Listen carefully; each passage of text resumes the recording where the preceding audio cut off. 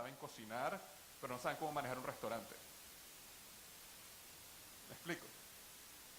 Y entonces si tú quieres crecer tu negocio y llevar tu distribuidora, tu tienda, tu empresa al siguiente nivel, necesitas ver quién eres tú y necesitas de los tres, ¿no? Ninguno es malo, ninguno es peor que el otro, pero necesitas buscar quién es. ¿Ok? Entonces pensemos un poquito en eso para comenzar y a medida que vamos en el taller pensando que yo soy un artista, ¿quién tengo que buscar? ¿Con quién tengo que asociarme? ¿A quién tengo que contratar para asegurar que mi negocio este 2018 llegue al siguiente nivel?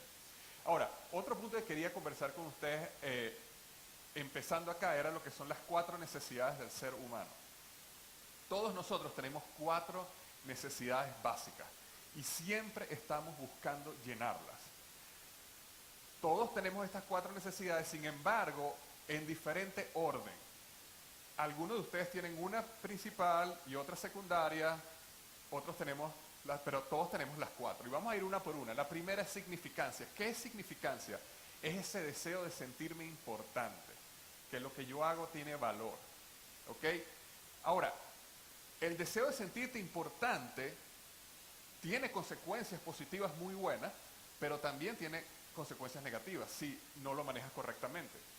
Por ejemplo, una persona que su necesidad principal es significancia, el deseo de sentirse importante, es una persona que puede trabajar duro y eso es malo. No. Es una persona que estudia, por ejemplo, y quiere progresar y se esfuerza y quiere tener éxito. ¿Eso es malo? No. Pero, ¿qué pasa cuando una persona tiene la significancia como número 1? Cuando tú vas a construir el edificio más alto de la ciudad, tú puedes o construir el edificio más alto de la ciudad o destruir todos los demás. Es diferente el que decide yo quiero construir el edificio más grande de la ciudad al que decide yo voy a destruir todos los demás para yo ser el número 1. Y al final ambos casos son significancia, el deseo de sentirse importante. El número 2 es certeza. ¿Qué es certeza? El deseo de conocer el futuro, el deseo de que las cosas sucedan como yo quiero que sucedan. Todos tenemos la necesidad de certeza. Hay maneras positivas de llenar certeza. ¿Cómo yo puedo llenar la certeza positivamente, por ejemplo? Yo sé que si yo voy y estudio en una universidad y consigo un buen empleo, financieramente yo debería estar bien. Por lo menos, no siempre sucede así, pero tengo más probabilidades que si no estudio y no consigo un buen empleo. ¿Sí o no? Entonces hay personas que estudian y se esfuerzan y buscan un buen empleo y trabajan duro en su vida y trabajan y dan lo máximo. ¿Por qué? Porque saben que si dan lo máximo van a ser recompensados financieramente y en el área financiera van a tener certeza. Ahora, ¿cómo yo puedo negativamente llenar la necesidad de certeza? ¿Qué pasa cuando una persona no hace lo que yo quiero que haga y me molesto? ¿Qué estoy tratando yo de hacer ahí? Yo quiero que la gente se comporte como yo quiero que se comporte. Yo quiero que la gente haga lo que yo pienso que debe hacer. Y eso es búsqueda de certeza. La gran mayoría de los problemas en relaciones es certeza. Es decir, tú no actúas como yo creo que debes actuar. Tú no haces lo que yo pienso que debes hacer. En consecuencia, el futuro no está sucediendo como yo creo que debe suceder. Y por eso me lleno de ira, y por eso me da molestia, y por eso peleo contigo. Búsqueda de certeza. Entonces, los jefes que son controladores, micromanagers, ¿saben quiénes son? ¿Han tenido alguno alguna vez? ¿Hay aquí algún jefe micromanager? Ah, nadie responde nada. Nadie levanta la mano. ¿Por qué? ¿Qué es un micromanager? Una persona que está buscando llenar la necesidad de certeza a toda costa, de la manera negativa. Entonces hay maneras positivas de buscar certeza y maneras negativas de buscar certeza. Ahora, hay una tercera necesidad que es interesante. Dios, de la misma manera que nos dio esa necesidad de conocer el futuro, de querer controlar el futuro, ¿qué pasaría si tú pudieras controlar todo el futuro? ¿Qué pasaría si tú pudieras saber todo lo que va a pasar ahorita, mañana, pasado mañana? ¿Qué pasaría si tú controlaras absolutamente todo? Tu vida sería la vida más aburrida del mundo. ¿Te puedes imaginar eso? Entonces, de la misma manera que tenemos la necesidad de certeza, también tenemos la necesidad de variedad. ¿A quién le gustan aquí las sorpresas? ¿A quién le gustan las sorpresas? ¿Ah? Mentiroso, a ustedes les gustan las sorpresas buenas. ¿Verdad? Entonces, de la misma manera que queremos certeza, también necesitamos variedad, porque la certeza, tener el poder de conocer todo. Y de hecho hay una película, no sé si ustedes la vieron, de ¿cómo? No, no todopoderoso. Yo estaba hablando de una que se llama Groundhog Day. Este es un hombre que, ¿cómo se llama? Medía el tiempo. ¿Cómo se dice en español? El weatherman, el que te da el estado del tiempo. El meteorólogo. Todos los días se despertaba y todos los días él tenía que dar el estado del tiempo. Los primeros días estaba feliz porque él... Pero imagínate lo que es dar el estado del tiempo todos los días y te lo sabes y ya sabes exactamente lo que va a pasar. Es la vida más aburrida del mundo y de eso se trata la película, cómo su vida se transforma en monótona de aburrida. ¿Por qué? Porque la vida necesita variedad. Y si ustedes estuvieron cuando hablamos, hace 2 años cuando estuvimos en Cancún, ¿se acuerdan que hablábamos de que el llamado a la aventura, ¿no? Y eso tiene que ver con variedad. Entonces, ¿qué pasa? Hay maneras positivas de llenar la variedad. Por ejemplo, si tú dices, oye, yo voy a ir hoy y voy a comer en un restaurante, voy a pedir un plato que nunca he pedido, porque quiero cambiar, quiero probar algo distinto. Es una manera positiva. Si una persona dice, oye, yo quiero viajar y conocer algo nuevo, eso es una manera positiva de llenar variedad. Ahora, ¿qué manera negativa nosotros podemos llenar variedad también? ¿Conocen alguna persona que cuando entra en una relación sentimental, siempre a los 2 o 3 meses o a los 6 meses termina la relación porque se aburre?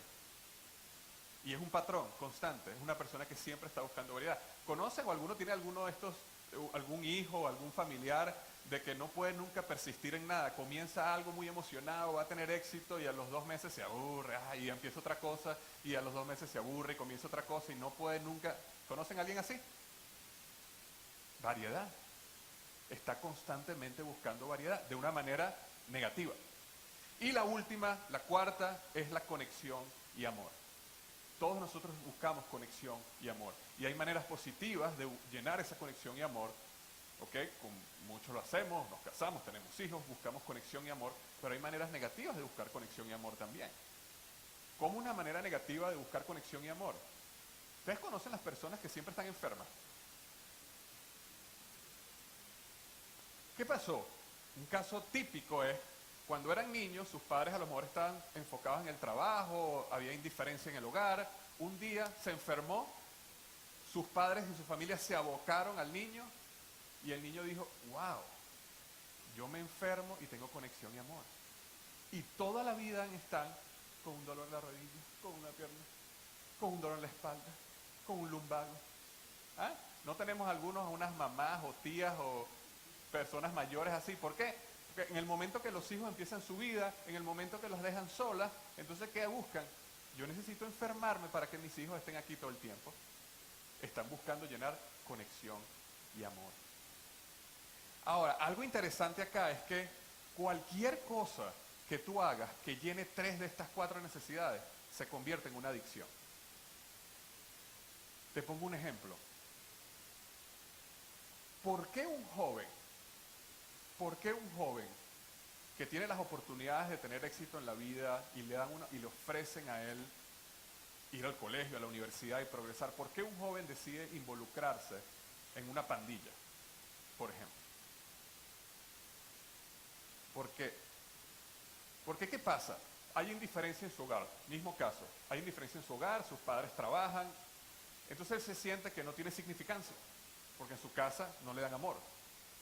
Y entonces resulta que cuando tú entras en una pandilla, ¿qué es lo primero que te dan? Significancia, porque ahora tú eres de un grupo, ¿verdad? Ahora tú eres lo que se llama. Segundo, ¿te dan certeza o no te dan certeza? Cuando estás en una pandilla y alguien se mete contigo, ¿te defienden o no te defienden? ¿Tienes variedad o no tienes variedad cuando estás en una pandilla? ¿Y tienes conexión o no? Tienes 4. Por eso. ¿Por qué una persona se hace adicta a la pornografía? Cuando la gente ve pornografía, ¿tiene conexión, sí o no? Aunque no a nivel psicológico, sí. Cuando está viendo la pornografía, sí. ¿Se siente importante, sí o no? Claro que se siente importante. ¿Por qué? Porque tú estás haciendo lo que yo quiero que tú hagas. ¿Tienes certeza? Por supuesto, porque yo puedo hacer que una mujer, por ejemplo, haga lo que yo quiero que ella haga en el momento que yo quiera, porque yo tengo acceso a la pornografía cuando yo decido. Eso es certeza. Y por eso se convierte en una adicción. Y podemos ir ejemplo, y te vas a dar cuenta que cuando 3 de estas se llenan, es una adicción. Entonces, ¿por qué es importante pensar en esto? Porque debemos reflexionar cuáles son las necesidades que nosotros nos están llenando como emprendedores, como dueños de negocio. Y tenemos que tener cuidado si las estamos llenando de la manera positiva o de la manera negativa. Porque para tú pasar del éxito, el significado, existen 2 áreas que si tú llenas correctamente estas 4 necesidades vas a lograr, que se llaman contribución y crecimiento. Que es la necesidad de crecer, la necesidad de ser mejor y la necesidad de contribuir. Pero la única manera de tú poder llegar a crecimiento y contribución es si estas 4 necesidades tú las estás llenando de la manera correcta. Si tú logras rebalancearlas, si tú logras reflexionar en dónde estás y cómo puedes tú rebalancear y cómo tú puedes quitar la manera negativa como la estás llenando, porque todos aquí estamos llenando estas necesidades de alguna manera, positiva y negativa, para lograr realmente sentirnos bien, sentir plenitud, sentirnos llenos y sentirnos que tenemos propósito y estamos haciendo lo correcto. Ok. Otro concepto que quiero hablar de ustedes, hay un libro que se llama Mindset o Mentalidad, que habla de que existen 2 tipos de mentalidad. ¿Y por qué quiero hablar esto con ustedes? Porque cuando nosotros hablamos de la psicología, que la psicología al final se representa en emociones, estados emocionales que sentimos, nosotros podemos creer, es que yo soy así, es que yo reacciono de esta manera, así soy yo. Y es importante entender que cuando pensamos así es porque tenemos una mentalidad estática. Y existen 2 tipos de mentalidad. Existe la mentalidad de crecimiento y existe la mentalidad estática. Las personas que tienen mentalidad de crecimiento son personas que piensan que las habilidades se desarrollan. Las personas que tienen una mentalidad estática son las personas que piensan que las habilidades tú las tienes o no las tienes. Tú naciste o no naciste con esa habilidad. Las personas con mentalidad de crecimiento dicen siempre se puede mejorar. Las personas con mentalidad estática, eres lo que eres y punto. Las personas con mentalidad de crecimiento creen que los retos son oportunidades para crecer. Las personas con mentalidad estática piensan que los retos deben evitarse porque es una oportunidad para el fracaso. Personas con mentalidad de crecimiento, ¿ok?, te dicen que la persistencia desarrolla tu habilidad y tu carácter. Las personas estáticas dicen la persistencia es una pérdida de tiempo porque tú tienes suerte o tienes mala suerte. El esfuerzo es esencial, busca el camino de menor esfuerzo. El feedback es útil, revela mis puntos ciegos. El feedback muestra al mundo tus fallas, te humilla, es defensivo. Los fracasos me enseñan, los fracasos me desmotivan. Entonces pregúntate, ¿dónde te sientes tú que estás aquí? ¿Tienes una mentalidad de crecimiento o tienes una mentalidad estática? Porque lo que está pasando en cualquier área, habilidad y especialmente en el área psicológica es que nosotros tenemos que entender que existe un proceso en el desarrollo de nuestra mente, nuestra sabiduría y nuestras habilidades. ¿Y qué es lo que pasa? Ese primer paso se llama la etapa inconscientemente incompetente. ¿Qué significa inconscientemente incompetente? Que eres incompetente, pero no lo sabes. Entonces, por ejemplo, vienen y te presentan un negocio. Y te dicen, mira, vamos a montar este negocio, vamos a hacer esto, un restaurante, y tú sales emocionado, te vas a comer el mundo, sí, vamos a comenzar este restaurante. Bueno, estás feliz. ¿Por qué estás feliz? Porque eres un incompetente en restaurantes, pero no lo sabes. Ahora, ¿qué pasa? El entusiasmo es el que te lleva a actuar. ¿Y qué empieza a pasar cuando sales allá afuera y montas tu restaurante y empiezas a darte cuenta que la cosa es más difícil de lo que pensabas? Errores, fracasos y frustraciones, y empiezas a caer, y llegas a una etapa que se llama conscientemente incompetente. ¿Qué es conscientemente incompetente? Todavía eres incompetente, pero ahora lo sabes. Y esta es la etapa donde la gente dice, es que yo no sirvo para esto, es que yo no nací así, mentalidad estática. Es que yo soy malo en esto, es que esto no va a funcionar para mí. Estás allá abajo, conscientemente incompetente. Todos pasamos por ese punto. Todos pasamos por el punto de conscientemente incompetente. Ahora, ese punto es donde la mayoría de las personas renuncian. Ese es el punto donde la mayoría de las personas dejan su negocio, donde trancan las puertas. Cuando se convencen de que no son la persona ideal para hacer ese negocio, esa idea, ese proyecto. Ahora, ¿qué pasa? Hay un grupo de personas que dicen, bueno, déjame aprender de mis errores. Déjame ver qué está pasando, déjame ver cómo mejoro esto. Y entonces empiezan en ese proceso de aprendizaje y empieza la motivación a subir, subir, subir, subir, subir nuevamente. ¿Por qué empieza la motivación a subir? Porque empiezas a tener resultados buenos de vez en cuando. No todo el tiempo, pero de vez en cuando algo pasa y ¡boom!, lograste una venta. Y entonces se empieza a motivar poco a poco. Y llegas a la etapa que se llama conscientemente competente. ¿Qué es conscientemente competente? Aprendiste tanto que te volviste competente y estás consciente de que lo eres y estás consciente del proceso para ser competente. ¿Qué quiere decir esto? Tú sabes, por ejemplo, ahora que si tú haces esto y haces aquello, los clientes van a llegar. Si tú vendes, este es el script de venta. Si yo utilizo este script, la mayoría de las personas se va a convertir y va a comprar mi producto. Y estás todo el tiempo, tú sabes, pensando, analizando, mejorando y estás empezando a tener buenos resultados. Y cada vez tus resultados son mejores, mejores, mejores, mejores. En consecuencia, tu motivación es mejor, mejor, mejor, mejor. Y llegas a ese punto de conscientemente competente. Es decir, yo sé hacer esto y estoy consciente que soy bueno en esto. Ahora, ¿qué pasa cuando tú practicas y sigue? Porque la idea no es quedarnos ahí, la idea es seguir al nivel 4. Y la etapa 4 es la que se llama inconscientemente competente. Es decir, eres competente, pero ya ni siquiera piensas en eso. Te sale natural. ¿Alguna vez alguno de ustedes ha visto o ha dicho, oye, este es un vendedor nato? ¿Por qué? Porque las habilidades para ser un buen vendedor están al nivel inconscientemente competente. Tú le das que venda un libro, o le das que venda un resort, o le das que venda una enciclopedia, los principios son lo mismo, ya están aquí, boom, salen. Porque llegó a esa etapa de inconscientemente competente. Te doy un ejemplo. Cuando empezaste a montar bicicleta, ¿dónde recibiste tu primera bicicleta? ¿Quién se las trajo el niño Jesús, Santa Claus, la primera bicicleta? ¿Ah? ¿Ah? Los Reyes Magos, ok. Los Reyes Magos traen tu primera bicicleta. Llega tu primera bicicleta y ¿qué es lo que pasa cuando es tu primera bicicleta? Oh Dios, gracias por la bicicleta, era lo que yo quería, ¿sí o no? Y agarras la bicicleta, que está inconscientemente incompetente. No sabes montar bicicleta, pero soñabas con la bicicleta y te llegó la bicicleta. Agarras la bicicleta y sales allá afuera a montar bicicleta. ¿Y qué es lo que pasa cuando sales a montar bicicleta la primera vez? Oh Dios. Especialmente si no tienes las rueditas, ¿no? De atrás. Boom, y boom, y boom. Y entonces, ¿qué es lo que hacen todos los niños cuando se empiezan a caer? Se ponen a llorar, se molestan, patean la bicicleta, esto no sirve, ya no quiero. Conscientemente incompetente. Llega un momento donde el niño, tú que pasaste por ese proceso, sabes de que no sirves para montar bicicleta. ¿Cómo es eso que el equilibrio? Eso no funciona. ¿Cómo que el equilibrio? Yo me embogo y se cae para un lado, esto no sirve. Y entonces los niños entran en ese proceso. Son incompetentes, pero ahora lo saben. Pero ¿qué pasa? ¿Qué es lo que uno hace como padre? No, déjame ayudarte, yo te agarro aquí el asiento y yo corro a tu lado y le agarras el volante y de repente y él está todo asustado, ¿verdad? Pero llega un momento donde le sueltas el volante por unos minutos y el niño que hace ¡ah! Y le vuelves a agarrar el volante otra vez antes que se caiga, ¿sí o no? Y de repente el niño se da cuenta que puede manejar 1 metro sin que el papá le agarre o la mamá le agarre el volante, y después 2 metros, y después 3 metros, y después se da cuenta que puede darle aquí y allá sin caerse, y después se da cuenta que puede frenar, y al principio, y entonces poco a poco el niño empieza a darse cuenta de que es conscientemente competente, es decir, ok, si yo quiero frenar, yo aprieto aquí. Si yo quiero adelantar, yo le doy a los pies. Si yo quiero moverme a un lado, nada más me tuerzo un poquito y me muevo.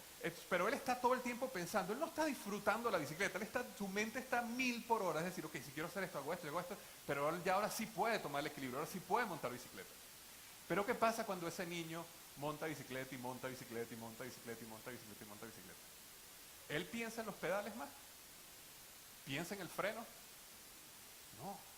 Es decir, llegó a la etapa de inconscientemente incompetente. Y después ves a tu hijo o a tu hija lanzándose por una bajada con un morral, escuchando música.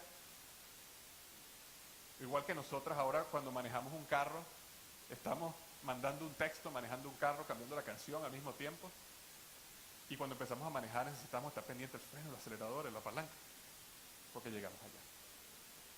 Entonces, todas estas habilidades del emprendimiento, mientras tú las aplicas y las aplicas y las aplicas, vas a llegar a esa etapa inconscientemente incompetente y ahí es donde queremos llegar. Y por eso tenemos que entender, si tenemos una mentalidad no estática, sino una mentalidad de crecimiento, de que en cualquier lugar, en cualquier momento que estemos acá, de cualquier área de nuestro negocio, si continúas aprendiendo y si continúas practicando, vas a llegar allá. ¿Por qué vas a llegar allá? Porque nuestra mente, nuestro cerebro, tiene o logra lo que se llaman conexiones, patrones neuronales, conexiones que existen, sinapsis que existen que ocurren entre nuestras neuronas, conexiones. Y cuando hablamos de patrones neuronales, hablamos de, imagínate que tú te compras una finca, una hacienda, y tú tienes que pasar de un lado de la hacienda al otro lado de la hacienda. Pero la hacienda tiene valles, ríos, árboles, todo. Entonces tú agarras y te compras un vehículo 4x4 y estás de un lado al otro, pero tienes que ir lento, tienes que frenar, tienes que mover los troncos, tienes que pasar el río. Pero ¿qué pasa si tú empiezas a ir para allá y venir para acá, ir para allá, venir para acá? Se empieza a formar lo que se llama ¿cómo lo llaman? Un camino. En Venezuela decimos una trocha, ¿verdad? ¿Y qué pasa si lo sigues haciendo y lo sigues haciendo y lo sigues haciendo? Ese camino se empieza a volver más plano, ¿verdad? ¿Y qué pasa si algún día dices, no, mira, vamos a asfaltar esto? Más fácil aún. Eso es lo que sucede en nuestro cerebro. Por eso es que se crean los hábitos. Son básicamente patrones neuronales que se empiezan a crear. Entonces, cuando tú, sea lo que sea que quieras lograr, pregúntate, ¿cómo hago para crear nuevos patrones neuronales que me ayuden a hacer esto y llegar a nivel de inconscientemente competente, para que salga natural, para que salga bien, para que funcione sin que yo tenga que pensar en eso? ¿Ok? ¿Por qué es importante todo esto que les estaba comentando? Porque todo lo que nosotros creemos en la vida, al final es una emoción. Es más, te digo algo, todas las decisiones que nosotros tomamos en nuestra vida vienen por una emoción. Hay un estudio que se hizo donde este señor tenía un tumor en el cerebro y le tuvieron que extraer el tumor. Y cuando le extrayeron el tumor, tuvieron que quitarle un pedazo del cerebro donde se piensan que reciben las emociones. Sin embargo, cuando él le hicieron esta operación, luego de la operación, le hacen unos exámenes motores estaban perfectos, le hicieron exámenes de coeficiente intelectual, estaba perfecto. Es decir, todo había salido bien, la operación había sido un éxito. Ahora, 6 meses después que termina la operación, este hombre había perdido a su esposa y había quebrado sus compañías. Y no entendían qué había pasado. Y entonces este psiquiatra decide entrevistarlo para entender qué había pasado. Y en ese proceso de entrevistas, él se da cuenta que este paciente, que lo llama, el código de paciente es Elliot, le dice, se da cuenta que Elliot no podía tomar decisiones. Es más, se empieza a dar cuenta que simplemente preguntarle, ¿dónde quieres almorzar? Elliot entraba en este loop de decisiones que no podía decidir. Es decir, él podía decirte a ti como que, oye, ¿por qué no vamos a comer en el restaurante ahí de la esquina que nos queda cerca? Pero después decir, uy, pero está vacío. Si es vacío es que no debe ser muy buena porque está vacío. Mejor vamos entonces al de allá. Oye, pero el de allá está full. Y entonces como está full, vamos a tener que hacer una fila larguísima, vamos a esperar, no vamos a llegar a la reunión, entonces mejor vamos a este de acá. Pero si la comida nos cae mal. Y entonces entraba en estos loops y no podía tomar decisiones. No podía tomar decisiones ni siquiera para escoger un bolígrafo azul o un bolígrafo rojo. Y entonces la conclusión de este psiquiatra era que nuestras decisiones están basadas en nuestras emociones, los estados emocionales que nosotros tenemos en el momento que tomamos las decisiones. Si alguna vez en tu vida tú has renunciado a algo importante, ¿renunciaste cuando te sentías optimista, feliz, lleno de vitalidad y energía? ¿O renunciaste cuando te sentías frustrado, cansado y desesperado? O desesperada. ¿Ah? ¿Cómo? Exacto. Yo creo que ustedes necesitan comida, ¿verdad? O café. Por favor, café para todo el mundo acá. ¿Ah? Cuando estás frustrado, cansado, ¿verdad? Desesperado. De la misma manera, las mejores decisiones que has tomado en tu vida han sido cuando estás optimista, feliz, lleno de energía, ¿sí o no? Las emociones que nosotros tenemos nos llevan a tomar decisiones. Y las decisiones que nosotros tenemos nos llevan a definir nuestro destino. Tú eres lo que eres hoy en base a las decisiones que tomaste. Tú estás casado, con quien estás casado, tienes hijos, base a las decisiones que tomaste. Estás aquí ahorita en Nashville porque tomaste la decisión de estar aquí. Es decir, tus decisiones te llevan a ti al destino que decidiste tener. Entonces, lo interesante es, ok, si las emociones son las responsables de las decisiones y las decisiones llevan a nuestro destino, ¿qué tal si controlamos las emociones para que nosotros tengamos las emociones que realmente queremos tener, no las que naturalmente tenemos, ¿verdad? ¿Y cómo logramos eso? Conquistando la mente. ¿Por qué la mente? Porque la mente es la que genera las emociones. Y a mí me gusta tocar este tema y desespiritualizarlo un poco. Porque muchas veces conectamos las emociones con esto, no sé, esto etéreo, espiritual.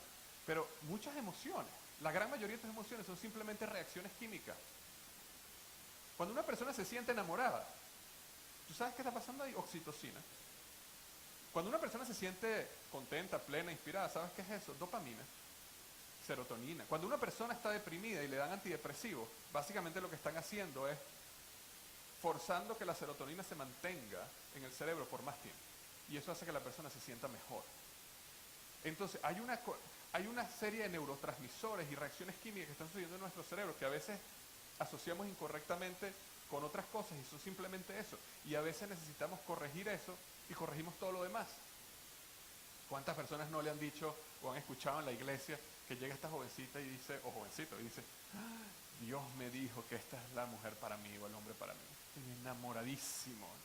Es más, yo le dije, Dios, si mañana yo me despierto y me siento así de enamorado, es que esta es la mujer para mí. ¿Ah?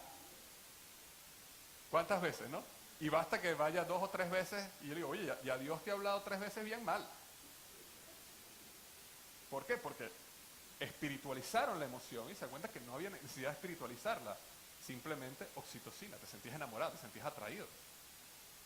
Ahora, cuando nosotros trabajamos en la mente que tiene patrones neuronales y logramos reprogramar, logramos crear nuevos patrones, entonces va a haber nuevas reacciones químicas que nos van a llevar a sentirnos mejor, que nos van a llevar a sentirnos en la dirección que queremos sentirnos. ¿Y qué es lo que controla esa mente? ¿Qué controla? ¿Qué es lo que hace que nosotros nos sintamos de una manera o de otra? Y básicamente hay 4 pilares, hay varias cosas, pero yo quería discutir 4. Lo primero son las creencias globales que nosotros tenemos. ¿Qué son creencias globales? Creencias globales son verdades, y yo digo verdades también entre comillas, que nosotros tenemos sobre ciertas situaciones. Nosotros vemos la vida de una manera, y eso afecta a nuestra mente y afecta a nuestras emociones. Te voy a dar un ejemplo. Una persona que piensa que la vida es blanco o negro, versus una persona que piensa que la vida es un conjunto de grises. ¿Tendrán esas personas estados emocionales diferentes, sí o no? ¿Sí o no? Sí, ¿verdad? Una persona que piensa, y ojo, yo aquí no estoy diciendo quién está correcto, quién está incorrecto, porque lo que no quiero aquí entrar que si temas doctrinales, nada, simplemente estoy hablando de las creencias globales. Una persona que piensa que estamos en los últimos tiempos, versus una persona que piensa que no vendrán nunca los últimos tiempos. ¿Tiene estados emocionales diferentes, sí o no? O digamos que diga, todavía no estamos en los últimos tiempos, por ejemplo. Completamente diferente. Una persona que piensa que todo lo que está allá afuera es Satanás tratando de destruirle la vida, tendrá una emoción diferente que una persona que no cree en Satanás, ¿sí o no? O por lo menos que no cree en ese aspecto específico, ¿sí o no? Por supuesto. ¿Por qué? Porque nosotros tenemos creencias globales que vienen en base a qué vienen, a experiencias, a interpretaciones, a enseñanzas que nos dieron, que crean en nosotros patrones que nos hacen sentir de una manera, nos hacen reaccionar de una manera, y es bueno estudiarla. ¿Para qué es bueno estudiarla? Porque aquí queremos buscar la verdad. Y a veces tenemos creencias globales que no nos están ayudando y no nos están apoyando. Y en consecuencia nos está llevando en una dirección incorrecta. Y esas son las cosas que tenemos que pensar y tenemos que reflexionar. Creencias globales. ¿Qué creemos? Cuando tú le preguntas a una persona, ¿la vida es qué? ¿La vida es acerca de qué? Tú le preguntas, ¿la vida es acerca de qué? Y una persona te dice, acerca de tener éxito. Eso es una creencia global. La vida es acerca de bendecir al prójimo. Eso es una creencia global. La vida es un juego. Eso es una creencia global. Hay personas que piensan que la vida es una batalla. Eso es una creencia global. Te pregunto, una persona que piensa que la vida es un juego versus una persona que piensa que la vida es una batalla, ¿reaccionarán igual o no? No. ¿Por qué? Porque la persona que piensa que es una batalla, para ellos todo es una guerra. Todo me estás tratando de acabar, me estás tratando de ganar, me estás tratando de destruir. La persona que piensa que todo es un juego, para ellos todo es un chiste, es una broma, ¿me explico? Entonces la misma situación puede pasar en ambos casos y esta persona reacciona con ira, con rabia, ofensivamente y esta persona se ríe, lo disfruta. Nuevamente, no estoy diciendo cuál es la correcta, simplemente estoy diciendo que nosotros necesitamos reflexionar en cuáles son nuestras creencias globales. Porque lo más importante acá es divorciarnos de la mentira y casarnos con la verdad. Porque la verdad es lo que nos hace libres. Otro de los pilares que direcciona tu mente es tu pregunta principal. ¿Qué es tu pregunta principal? Todos nosotros tenemos una pregunta que nos hacemos en cualquier situación donde entramos en una crisis. Y esa pregunta es la traducción de una de estas dos preguntas. Porque todo ser humano tiene estas dos preguntas que está tratando de responder todo el tiempo. Y esas dos preguntas son: ¿soy lo suficientemente bueno y en consecuencia seré amado? ¿Soy lo suficientemente bueno y en consecuencia seré amado? Todos nosotros nos estamos haciendo esas preguntas todo el tiempo. Sin embargo, a lo largo de la vida la transformamos y la traducimos en una pregunta que se llama la pregunta principal. Cada uno de nosotros tenemos una pregunta principal que es diferente. Te voy a decir acerca de la mía. Yo cuando estaba reflexionando a mí, yo me di cuenta que yo siempre me hacía la pregunta: ¿qué estará pensando él o ella de mí? Y eso, ¿qué me llevó a?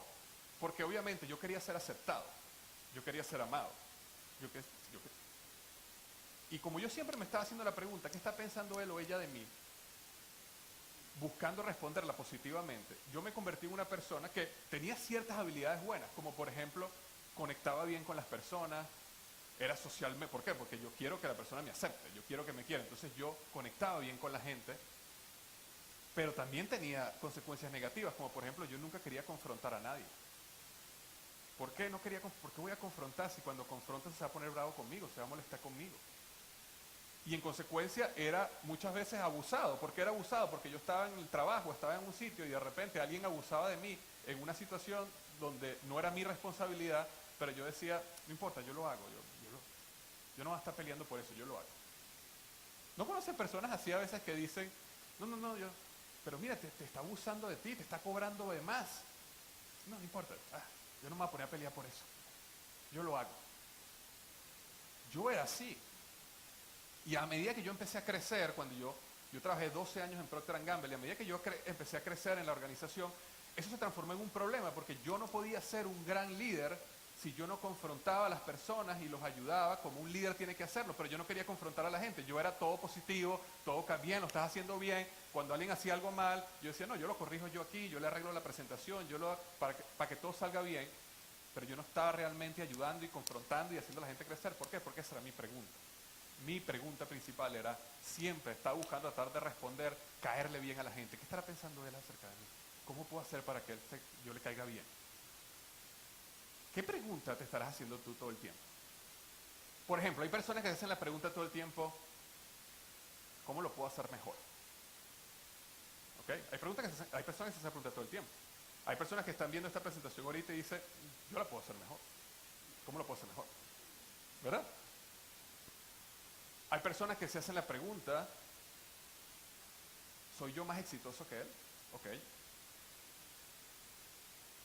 Hay mujeres que se están haciendo la pregunta, o se hacen la pregunta todo el tiempo, no solo las mujeres, pero más común en las mujeres, de ¿seré yo más atractiva que ella?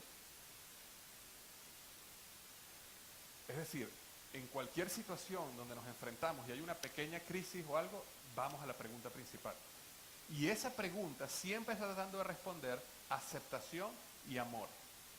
Porque conectamos aceptación y amor con esa pregunta, con responder esa pregunta positivamente, cuando no creemos que la aceptación y el amor no tienen nada que ver con responder esa pregunta. Y por eso una persona puede pasar toda su vida, como hablamos ahorita, enferma, para buscar conexión, amor, o trabajando, construyendo una corporación, una empresa, un negocio con éxito, porque es la manera que es aceptado, porque es la manera que es importante, porque está respondiendo la pregunta incorrecta. Y si tienes esa pregunta está grabada, integrada en tu sistema nervioso, y tu cerebro, tu subconsciente, está generando las emociones, los estados emocionales para que tú actúes de una manera de responderla positivamente siempre y está siendo manipulado por la pregunta.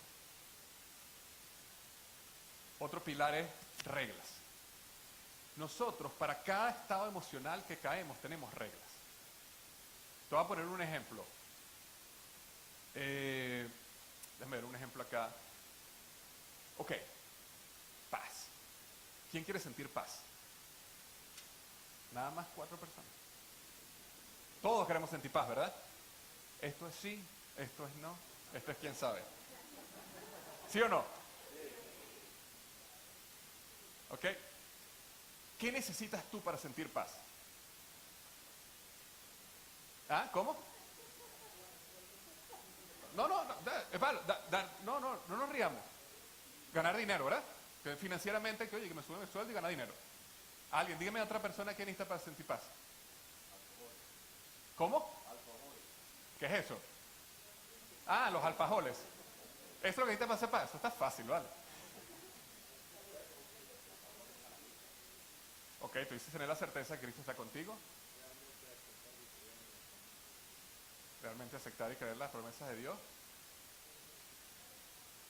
Llevar el trabajo al día, perfecto. ¿Algo más que de paz? Urgencia. Ausencia de conflicto, excelente. Estar bien con la esposa. Ok, yo creo que la suegra no llame, que la suegra se vaya con el Señor. Entonces, fíjate lo que me dijeron ustedes acá. Para yo sentir paz, yo necesito tener un mejor sueldo, tener ausencia de conflicto, escuché que estaré bien con la esposa. Ahora, yo te hago una pregunta ahorita. ¿Cuál es la probabilidad, sinceramente, cuál es la probabilidad de que tú vayas a tener dinero ilimitado? Que tu relación con tu esposa esté perfecta siempre.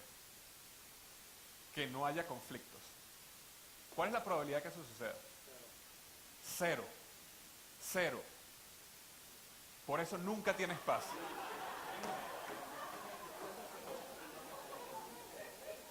Así que sé que querías que te aumentaran el sueldo, pero no, hoy no es.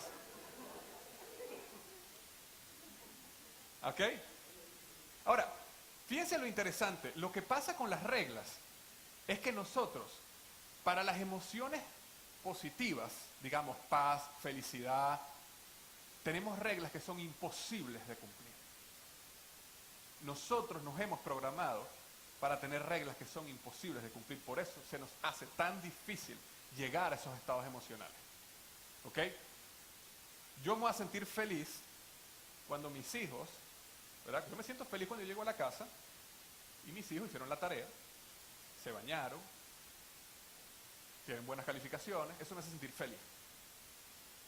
¿Cuál es la probabilidad de que todos los días que yo llegue mis hijos estén bañados, hagan la tarea y hagan buenas calificaciones? Entonces, ¿qué pasa? Nuestras emociones positivas están basadas en reglas que no dependen de nosotros. Que estés bien con tu esposa, ¿depende 100% de ti? No, depende de ti, pero no 100% de ti. Ahora, vamos a hablar ahorita de las emociones negativas. No sé, digan una emoción negativa. Ira. Amargura. ¿Qué tiene que pasar para que sientas amargura?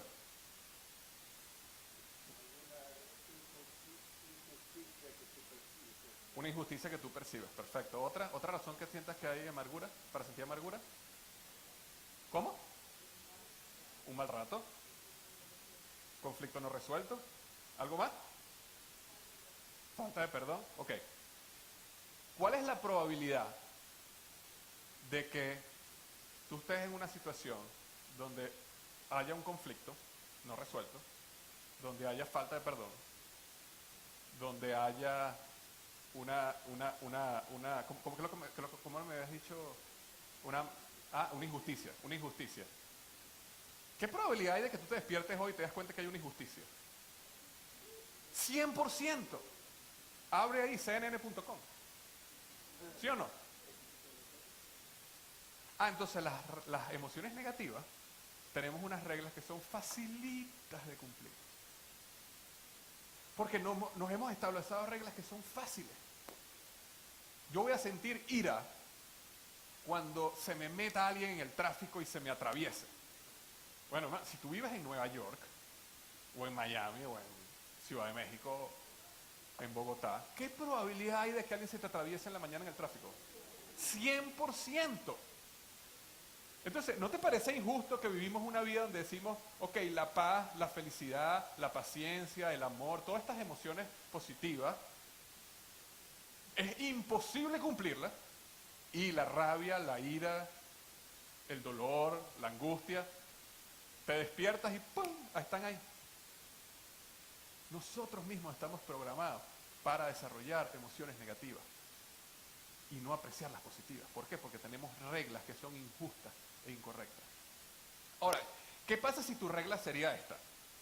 Yo me voy a sentir en paz, o yo me voy a sentir pleno, o yo me voy a sentir feliz cuando yo abra los ojos en la mañana y me dé cuenta que Dios me dio un nuevo día de vida. Esa es mi regla para ser feliz. ¿Qué pasa si yo me voy a sentir feliz cuando yo diga, yo me voy a sentir feliz cuando tenga la oportunidad de bendecir a mi esposa con algo bonito? Mi regla no tiene nada que ver con cómo ella va a responder. Mi regla no tiene nada que ver con, yo estoy diciendo cuando yo tenga la oportunidad. ¿Ah? Entonces, ¿qué tal si cambiamos las reglas de las emociones positivas a reglas que dependan de ti? ¿Ok? ¿No crees que cambiaría tu vida un poco?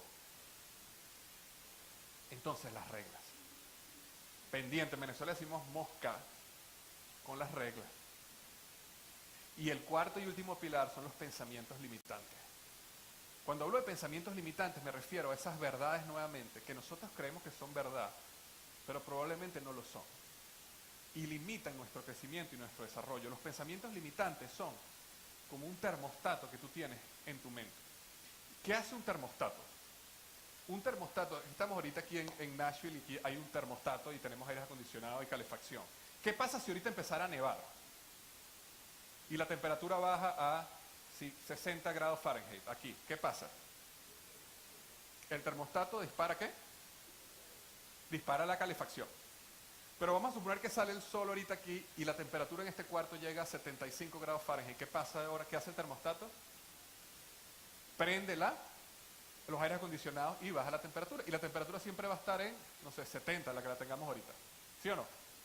Bueno, los pensamientos limitantes son los termostatos de tu vida. Y básicamente los pensamientos limitantes lo que van a hacer es que tú tengas que la realidad de tu vida sea lo que tú crees que es. Entonces te cuento una historia, creo que la conté, a lo mejor la conté la última vez que estaban ustedes allá, no sé. Si la conté me dicen. Pero tú sabes que yo conocí a esta joven que ella siempre tenía problemas en sus relaciones de pareja.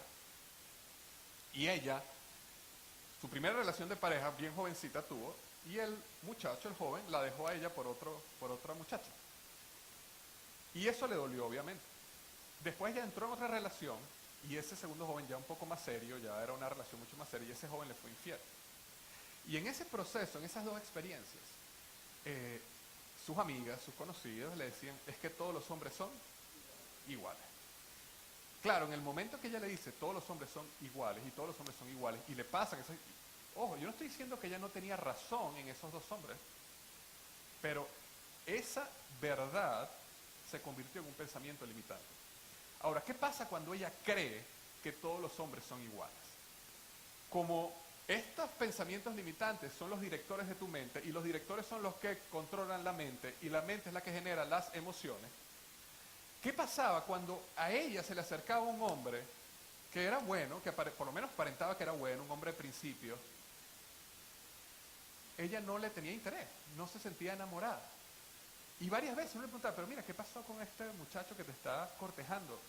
Ay, no, es que no siento mariposita. Pero cuando llegaba un hombre que cumplía con su patrón, que tú lo veías desde lejos de anteojitos y decías, este se va a aprovechar de ella, se enamoraba completamente. ¿No les ha pasado o no han visto ustedes personas que entran en una relación y salen y entran en otra y entran en otra y es exactamente lo mismo? Siempre entran con un alcohólico o con un drogadicto o con una persona con un vicio. O siempre entran con una mujer celosa, problemática y terminan igualitas. ¿Sí o no? ¿No hemos visto? No. Patrones, ¿verdad? Pensamientos limitantes. ¿Por qué? Porque la mente busca la conexión. Acuérdate, el subconsciente está buscando que se haga la realidad, que se haga realidad lo que tú crees que es verdad. Y si tú crees que todos los hombres son iguales, o que todos los hombres son mentirosos o mienten, ese es el hombre que tú te vas a sentir atraído por. Porque para ti ese es el concepto de hombre. Entonces, un día conversando con ella en una de estas rupturas horribles, ella dice, no, es que todos los hombres son iguales. Y en ese momento fue cuando captamos la situación. Y decimos, ya va. ¿Qué acabas de decir? Es que todos los hombres son iguales. Y entonces yo le digo, ya va, escucha lo que estás diciendo, todos los hombres son iguales. Sí, todos los hombres son iguales. Llorando ahí con la... Repíteme, todo. Y entonces en esa pregunta ella dice, bueno, no todos los hombres son iguales, pero la mayoría son así.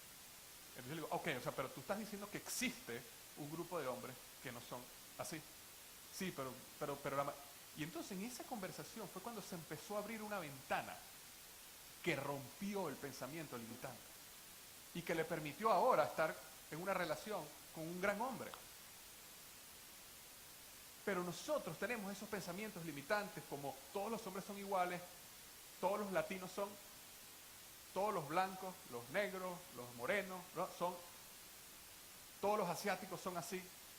Otros pensamientos limitantes es que yo no fui a la universidad.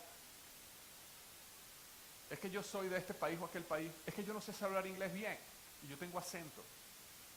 Es que yo soy muy joven para alcanzar mis sueños. Es que yo soy muy viejo para alcanzar mis sueños. Yo tengo esta edad. Esto está bien para ti que estás joven, pero ya yo... ¿Qué? Todos esos son pensamientos limitantes. Son pensamientos que limitan y te atrapan y te mantienen anclado a la mediocridad y creemos que a veces es Dios y le echamos la culpa a Dios y somos nosotros mismos que hemos creado estructuras, patrones neuronales que nos mantienen ahí. Diana Nair, a los 20 años, trató de nadar de Cuba a Florida y fracasó. Y ese fracaso la llevó a ella a más nunca tocar una piscina ni nadar. A los 60 años, 40 años después, su mamá fallece. Y en el momento que su mamá fallece, ella dice, wow, mi mamá murió a los 84 años. A mí me deben quedar como unos 24, asumiendo que yo viva como mi mamá. ¿Qué puedo hacer yo en estos 24 para hacer que mi vida valga la pena? Y en ese momento ella dice, voy a desempolvar ese sueño que yo tenía de nadar desde Cuba a Florida. Y a los 60 años, después de haber pasado 40 años sin tocar el agua, sin haber nadado, comenzó. Y fracasó no una, sino dos, sino tres, sino 4 veces. Hasta que lo logró. Y cuando ella caminó por las arenas de las playas de Florida, ella lo dijo, nunca es tarde para lograr tu sueño. Rompió el pensamiento. Cuando una persona me dice a mí, no, Víctor, es que yo soy muy viejo. Sí, bueno, vamos a hablar de Diana Nair, pues. No, es que yo soy muy joven. Bueno, vamos a hablar de Mark Zuckerberg. No, es que yo soy mexicano. Bueno, vamos a hablar de Carlos Slim. El que tú quieras, vamos a buscar a alguien. Y esas historias, biografías, son las que rompen los pensamientos limitantes. ¿Qué pensamientos limitantes tendrás tú que te mantienen atado y que no te ha permitido llevar tu negocio, tu vida a un siguiente nivel? Pregúntate. Entonces, recuerda, la mente genera las emociones que nos llevan a tomar las decisiones y que nos llevan a nuestro destino. Tú, cuando digo tú me refiero a tu esencia, la verdad de lo que tú eres. ¿Ok?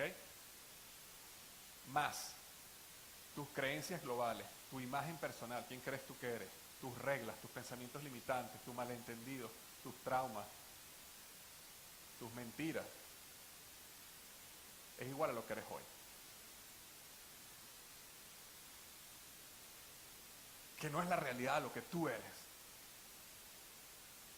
Entonces tú, hoy, menos creencias globales, imagen personal negativa, reglas incorrectas, pensamientos limitantes, malentendidos, menos traumas y quitando las mentiras, eres el verdadero tú, tu verdadera esencia.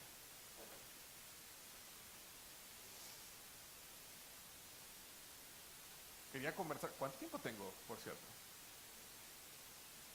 ¿No sabes? ¿Me queda media hora? Uy, pero es que me quedan 68 láminas. No, mentira.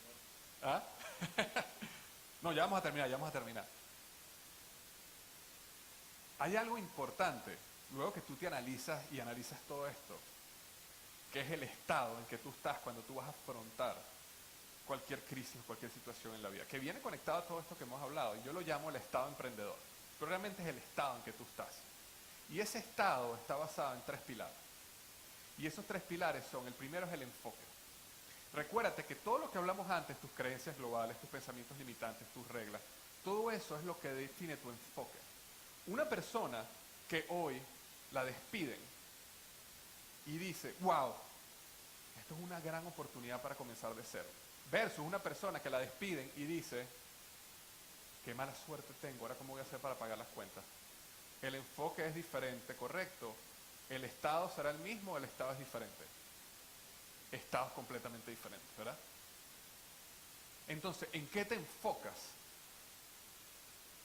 Define tu estado. El lenguaje que utilizas define tu estado. El lenguaje que utilizas define tu estado. ¿Por qué el lenguaje que tú utilizas define tu estado? Porque todos nosotros tenemos una voz interior. ¿Ustedes la han escuchado? ¿Sí o no? ¿Sí o no? Ustedes saben que hace un año yo tuve la oportunidad de caminar sobre brasas ardiendo, descalzo. Y ese es un proceso muy interesante que viene de tribus africanas y de hace muchos años.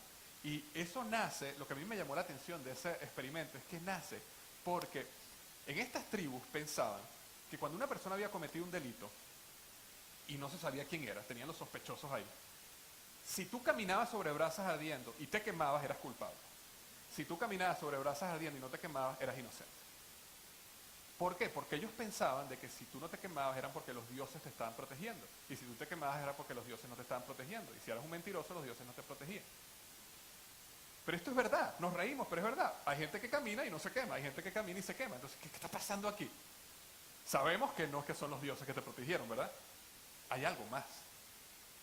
Entonces yo voy a hacer este experimento de caminar sobre brasas ardiendo y todo significaba en cómo tú llegabas a un estado donde tú podías caminar y no te quemabas.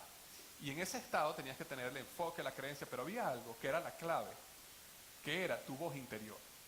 Cuando tú ibas a caminar y tú pisabas, en ese momento tu voz interior te decía, te quemaste, te vas a quemar, esto arde y te quemas.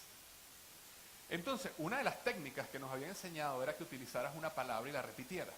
A manera de que cuando tú repites una palabra, tú no te puedes escuchar a ti mismo. Entonces yo me acuerdo que yo escogí, esto es frío, está frío, está frío. Claro, es lo contrario. Entonces yo me acuerdo que yo estaba enfrente de las brasas y tú sentías el calor en tu pecho así, porque al principio tú estás en una fila porque hay gente delante tuyo y tú no sientes nada, pero cuando se quita y te toca a ti, ves todo rojo y sientes el calor. Bueno, ahí es donde todo el estado se va para el piso. Pero en ese momento yo empiezo a decir, está frío, está frío, está frío, está frío, está frío, está frío, y empiezo a caminar, está frío, está frío, está frío. Y lo interesante es que esa voz exterior apaga la voz interior, y como no hay voz interior, entonces no me quemo. Y el lenguaje que tú utilizas transforma y apaga la voz interior que te dice, tienes miedo, esto no va a funcionar, eres un fracasado. Que es una voz interior que ha sido creada por el subconsciente, que ha sido creada por condicionamientos y experiencias que hemos tenido en el pasado. Entonces, por eso es importante el lenguaje que nosotros utilizamos. Y esto no es nada esotérico, esto no es nada espiritual, esto no es dir las palabras y el universo se alineará para que tú no, nada de eso. Estamos hablando de psicología, algo más sencillo. ¿Cómo apagamos esa voz interior que nos está todo el tiempo diciendo que nosotros no podemos, que nosotros vamos a fracasar, que te va a salir mal las cosas?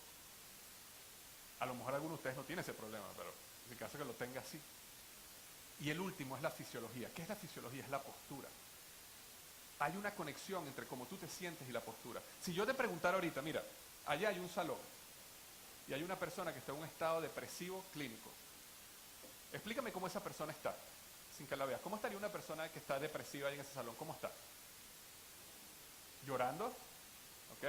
Una pregunta, ¿esa persona está con una postura así o está con una postura así? ¿Tiene la cabeza arriba o tiene la cabeza abajo? ¿Tiene los ojos abiertos o los tiene medio cerrados? Cuando habla, ¿proyecta o cuando habla así? Acallado, ¿verdad?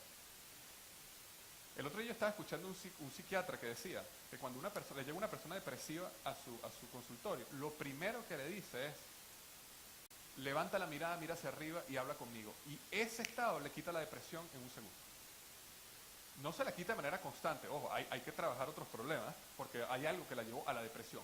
Pero el momento de sentirse depresivo en ese instante, si una persona mira hacia arriba y proyecta su voz, se quita. ¿Por qué? Porque hay una fisiología, hay una postura. Nuestra mente ha conectado posturas con cómo sentirnos. Por eso cuando las personas hacen ejercicio se sienten tan bien, porque cuando haces ejercicio tú no haces ejercicio así, tú tienes que hacer ejercicio, ¿cómo? ¿Ah? Automáticamente tu cerebro dice, wow, esto es una postura, como lo quieras llamar, ganadora, de éxito, fuerte, no sé cómo la quieras llamar, pero es una postura que te hace sentir de una manera y te hace llegar a un estado diferente. Entonces lo primero que yo hago cuando una crisis me ataca, porque igual que ustedes, hermanos, yo recibo malas noticias, las cosas me salen mal. O sea, no sientan que porque yo estoy aquí, parado ahorita, es que yo me paro y levito. No, yo también ando en la misma batalla que ustedes diariamente, pero esto me ayuda a que cuando a mí me llega una mala noticia y me dicen que este negocio que teníamos pensado se cayó, esto no funcionó, mira lo que pasó, inmediatamente yo pienso, ok, enfoque, me voy a enfocar en que esto es una buena oportunidad, una nueva oportunidad, algo que se me había olvidado decir. ¿Ustedes se acuerdan cuando hablamos de la pregunta principal? ¿Se acuerdan que les había hablado de la pregunta principal o ya se les olvidó? La próxima vez, ¿dónde está Marily? La próxima vez yo hablo después del almuerzo. Me duerme. Bueno, la pregunta principal, que era qué estará pensando él o ella de mí, ¿se acuerdan? Yo reescribí esa pregunta. ¿Y tú sabes cuál es mi pregunta principal ahora? ¿Cómo puedo yo apreciar este momento? ¿Y cómo puedo bendecir a la persona que está enfrente mío? Esa es mi nueva pregunta principal.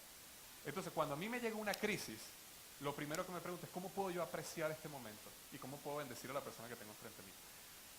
Esa cambia tu estado, porque ahora el enfoque no es en la mala suerte, el enfoque es cómo yo puedo apreciar este momento.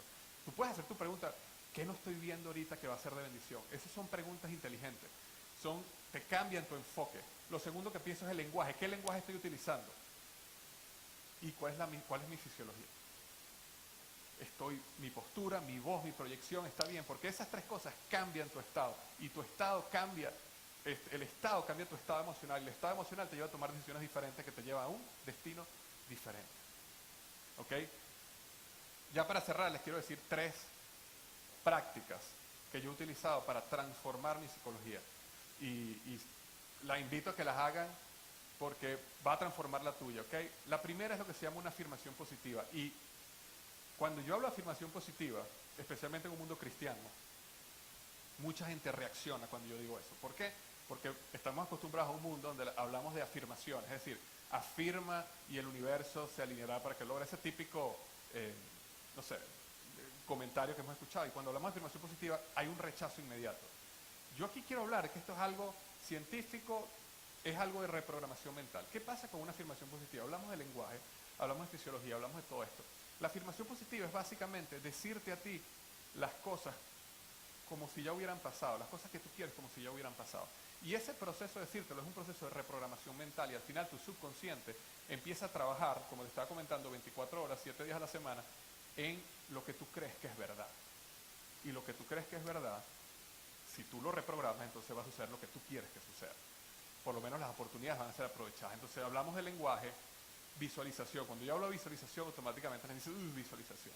Nuevamente, no tiene nada que ver con algo etéreo. Aquí, ¿qué pasa cuando tú visualizas?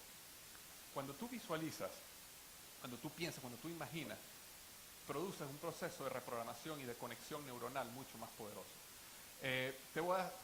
¿Cómo te puedo dar el ejemplo? Imagínate que tú vas a ver una película ahorita y la película que tú ves es sin audio, ¿ok? Estás viendo la película, no tiene audio, pero tú la estás viendo. Eso te lleva a ti a tener una experiencia con la película. Pero si ahora yo prendo el audio de la película, la experiencia es diferente, ¿sí o no? ¿Es más poderosa o menos poderosa? Más poderosa. Pero resulta que ahora te digo, ya va, ponte estos lentes 3D. Y ahora te pones los lentes 3D. ¿La experiencia es diferente o no? Ahora, imagínate que encima de ponerte lentes 3D te digo, ahora siente lo que está pasando. Y entonces en la sala de cine, si está haciendo frío, yo pongo aire frío. Si de repente empieza a llover, yo te lanzo garúas y agua para que tú sientas. ¿La experiencia es diferente, sí o no?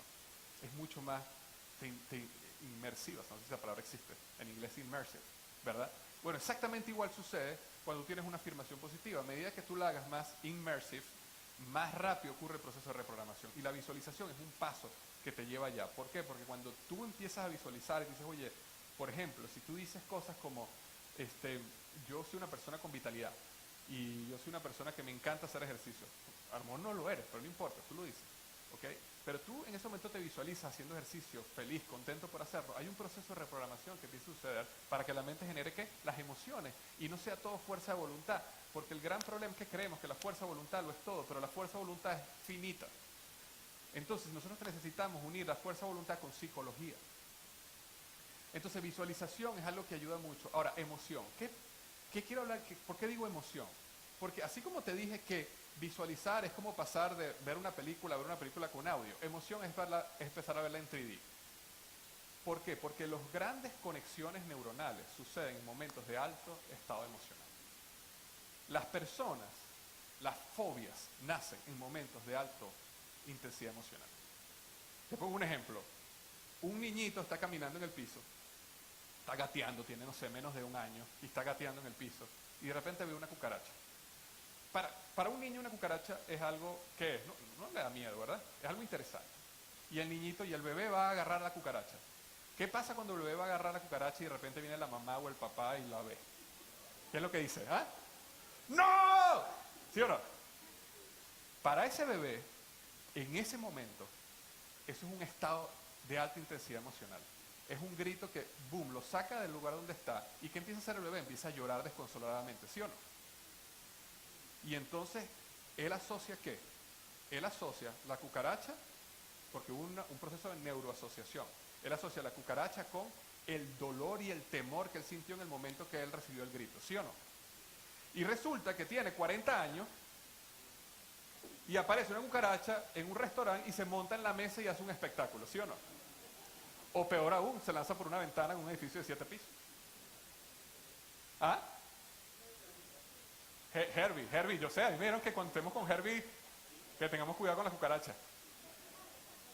Herbie, hoy hermano te podemos sacar de ese problema. Ven para acá, pasa al frente. Momento de alta intensidad emocional. ¿Ustedes se acuerdan cuando les estaba contando el caso de esta mujer que el novio la dejó? Cuando el novio la deja, ese momento es de alta intensidad emocional, ¿sí o no? Y ese es el momento donde la verdad se integra, es decir, todos los hombres son iguales. Es un momento, aquí no estamos hablando de que es teórico, aquí no estamos hablando de que es intelectual. Esto es algo que se integra en tu sistema nervioso. Aunque tú le digas, mira, no todos los hombres son iguales, integrado en su sistema nervioso está que así son, porque se integró en un momento de alta intensidad emocional. Entonces las fobias, las grandes decisiones, eso se integra en momentos de alta intensidad emocional. Entonces cuando tú quieres cambiar eso, necesitas ir a estados de alta intensidad emocional. Mientras más emoción tú le pongas, más rápida ocurre la reprogramación.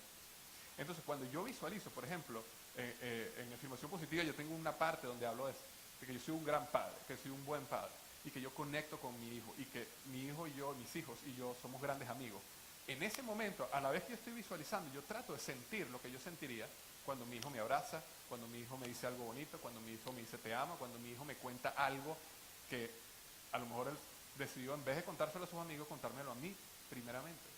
Y la emoción que yo puedo sentir como padre en el momento que mi hijo me escoge a mí, en vez de contarle a un amigo, Esa emoción yo trato de revivirla lo más posible en ese proceso de la afirmación positiva. ¿Por qué? Porque estoy tratando de llegar a los estados emocionales que necesito llegar para reprogramar mi subconsciente. Y bueno, y habíamos hablado sobre la fisiología, así que no voy a repetir ahí, pero lenguaje, visualización, emoción y fisiología son las claves de esta parte de la afirmación positiva. Normalmente, no estoy hablando aquí nada espiritual, sino más psicológico.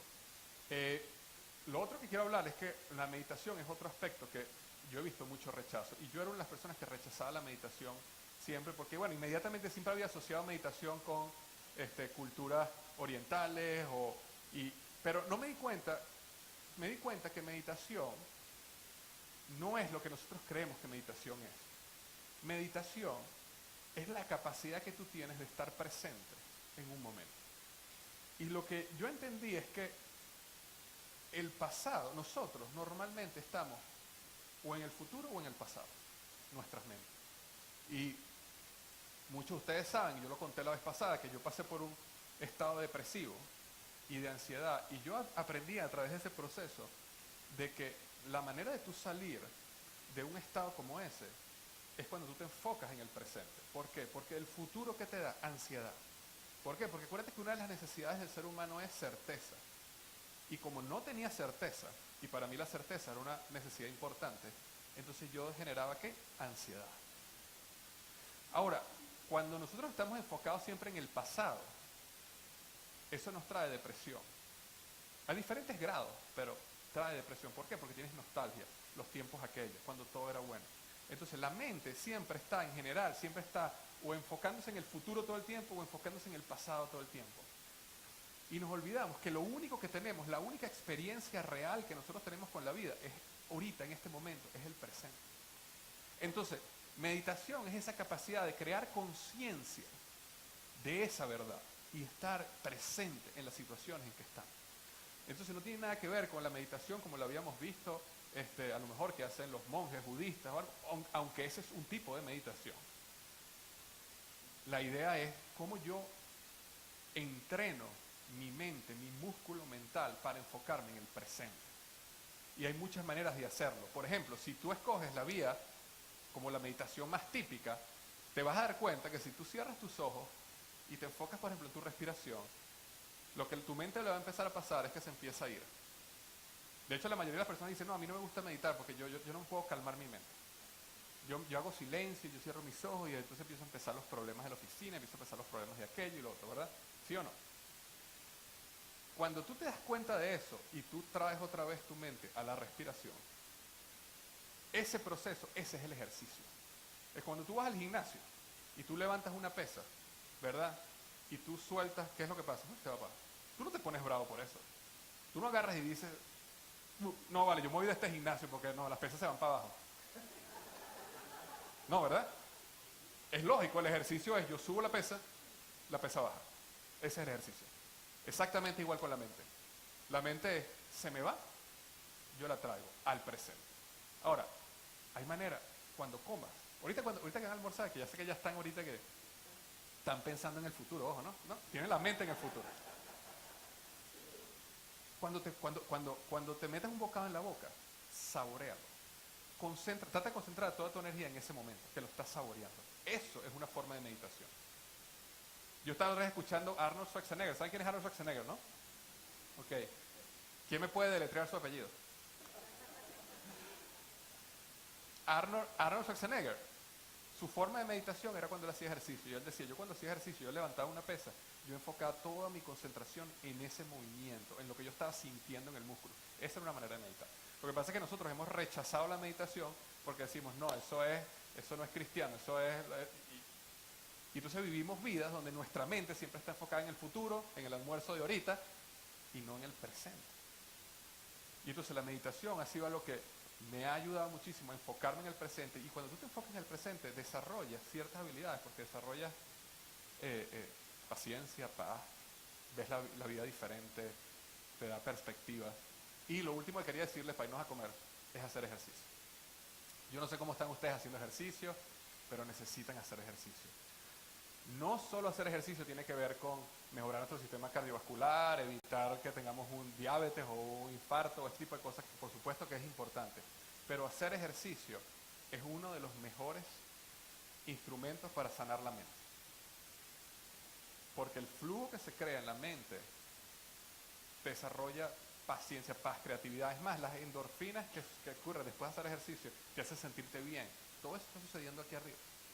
Entonces, si hay algo que les dejo, que 3 prácticas que pueden hacer, empiecen con una afirmación positiva.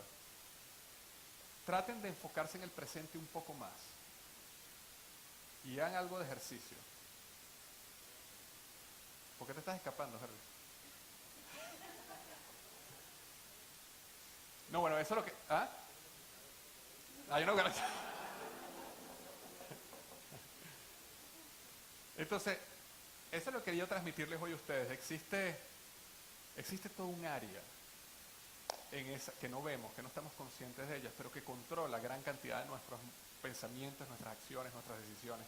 Y si nosotros no tomamos control, entonces va nuestro condicionamiento, las experiencias y los traumas, son los que van a llevar el control de nuestra vida. Y vamos a estar echándole la culpa a Dios, al otro, y somos nosotros. Ok, así que bueno, muchísimas gracias, espero que haya sido útil y cualquier pregunta, bueno, estaré con ustedes en el almuerzo.